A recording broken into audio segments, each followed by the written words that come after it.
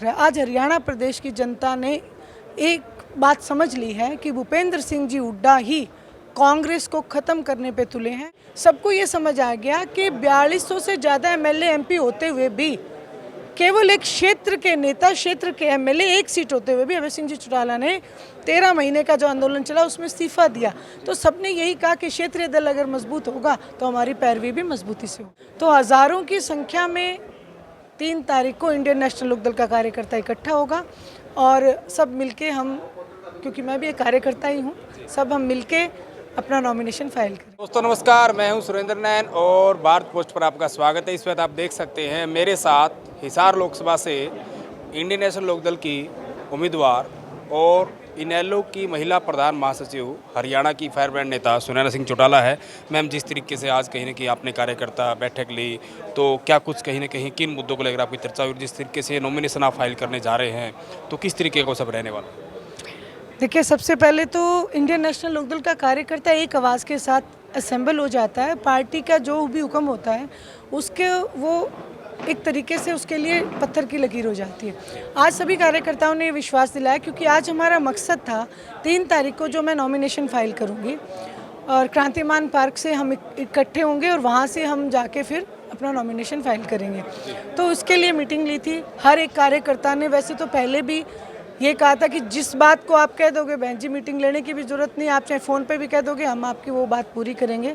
तो हज़ारों की संख्या में 3 तारीख को इंडियन नेशनल लोकदल का कार्यकर्ता इकट्ठा होगा और सब मिलके हम, क्योंकि मैं भी एक कार्यकर्ता ही हूँ, सब हम मिलके अपना नॉमिनेशन फाइल करेंगे। बिल्कुल। अगर मैं बाकी उम्मीदवारों की बात करूं, क्योंकि आप 3 उम्मीदवार पहले से मैदान में थे, जिस तरीके से कांग्रेस ने जयप्रकाश जेपी को मैदान में उतारा और लगातार जिस तरीके से वो कहीं ना कहीं जीत का भी दावा कर रहे हैं, जैसे कि हर प्रत्याशी कर रहे हैं, तो जयप्रकाश जेपी के दावों को आप कैसे देखते हैं?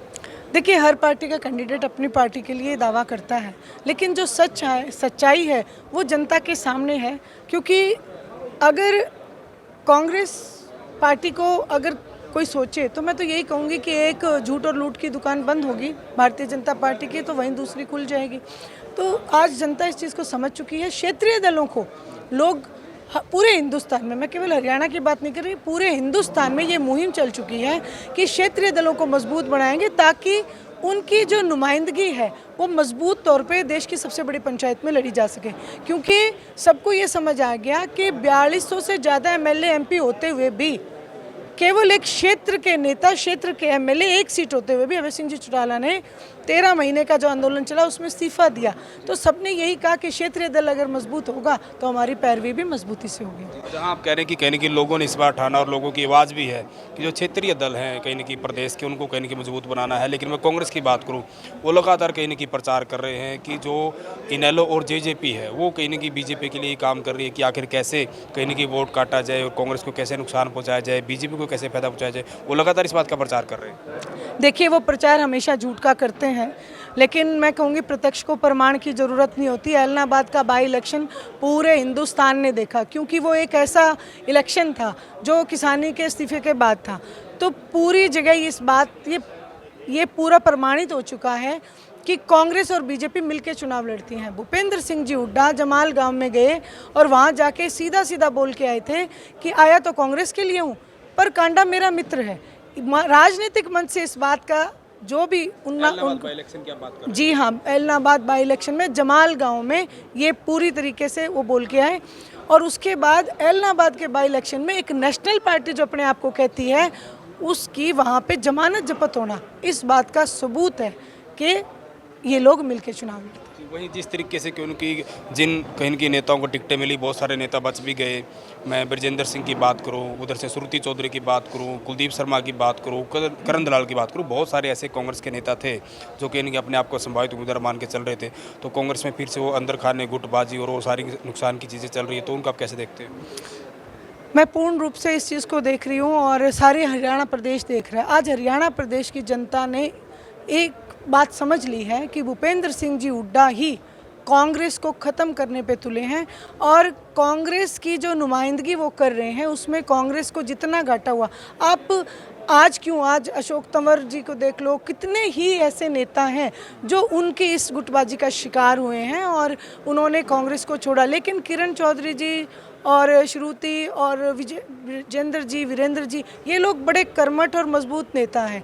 इनको चुनौती देना कहीं ना कहीं भूपेंद्र सिंह जी हुड्डा को महंगी पड़ेगी। जी मैडम, एक सवाल मेरा जेजेपी को लेकर है, क्योंकि जिस तरीके से नैना चौटाला उनकी उम्मीदवार है, वो लगातार लोगों के बीच जा रही है प्रचार करने के लिए, तो एक बात को बड़ी मुखरता से कहती है कि 2014 से पहले जो हिसार की आवाज़ है, जो दिल्ली की संसद में किसी ने नहीं सुनी थी, वो आवाज़ कहीं ना कहीं दुष्यंत चौटाला ने सुनाई जब वो सांसद थे, और उससे भी ज़्यादा आवाज़ कहीं ना कहीं हिसार की उठाऊंगी तो मैं उठाऊंगी। इस बात पर मुझे आप वोट दीजिए।